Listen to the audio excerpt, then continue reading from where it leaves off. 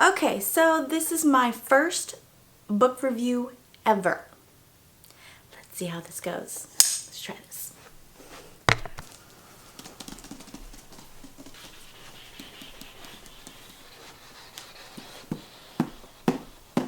I don't know what to possibly say about the fact that this is my first book review. I don't know the full amount of words about where to begin. I don't know.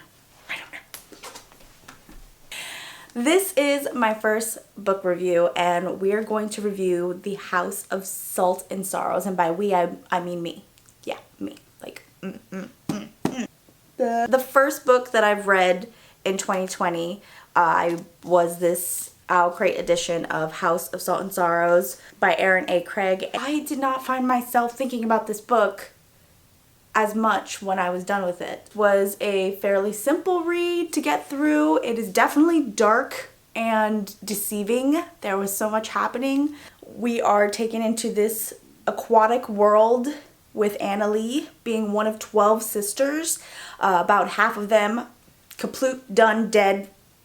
The one sister that Annaleigh seems to really connect with was Owlcrate. I didn't really get too involved with the characters. The fact that there were so many characters was hard for me to connect with. I want to say that I tried to connect with Annaleigh quite a bit because of her caring aspect, but at certain points of the book she was very hysterical, which she had every right to be hysterical because of the fact that so many creepy, mysterious things were happening with her sisters, with trying to find out what actually happened to Owlcrate. So for the gist of it all, Owlcrate is dead.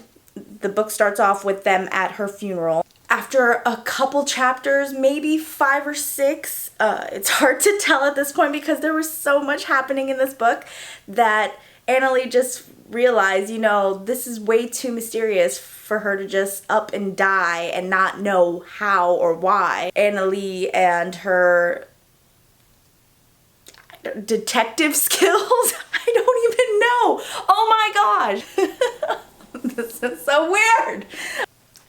It was a good book, and I did get a little twist and turn by the ending as far as who actually was responsible for the deaths of all these sisters. Don't want to spoil it in case you do plan on reading this book, but there are a lot of twists and turns that did actually surprise me.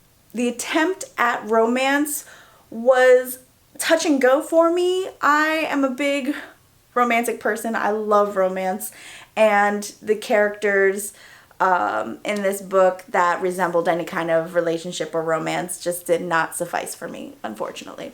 This book, this story, everything just seemed a little rushed and compact. I don't know if I'm doing this correctly, to be honest with you. I really don't. I am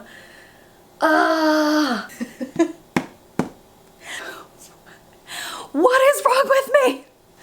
Okay, I don't want to stray away from the fact that some people loved this book, or you might want to read this book, because this is my own personal opinion. When I got to the ending, things did get really exciting as things start to unravel and you finally find out who's responsible. I did take a jab at a couple of people and trying to figure out who did what. Not write in the book, nor did I note in the book or put little tabbies in the book like I normally do, because I did listen to this book, but I did write notes. Considering there were so many characters, I had to write notes. So let me start with a couple of quotes that really resonated with me. The first one was, "Push me into the sea and return me to the salt." That just sounds like something empowering that you would say. The quote that really resonated with me in the middle of Annaleigh and Cassie's conversation is that he says, "Regret is the darkest nightmare of all." House of Salt and Sorrows and Sorrow. Blah, blah, blah.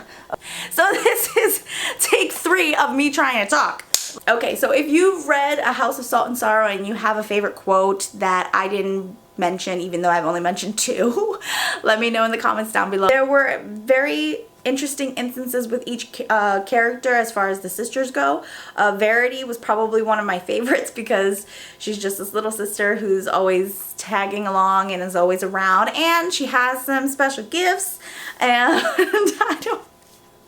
it reminded me of a certain movie we're just gonna. There were quite a bit. It was just one big mystery, murder mystery book. See all my notes. For the most part, I really just wanted more. There was more. I wanted some things to be more elaborate. I wanted the relationship between Annaleigh and Cassius to come together a little nicer. I don't know. I wanted there to be more passion. I give this book a 3-star.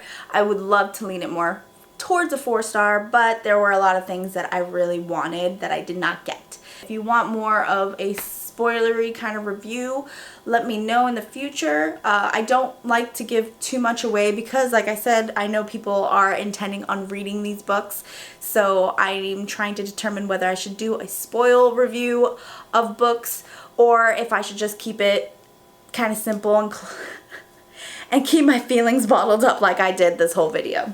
Thank you, Erin A. Craig, for creating this world of salty people, because they were very salty. If you happen to want to read this book, I would definitely recommend it, just to actually have said that you read the book, because your feelings will probably be a lot different than mine. Let's chat about it. I would love to actually rant. Anyways, again, thank you for coming by, and I can't wait to see you guys again.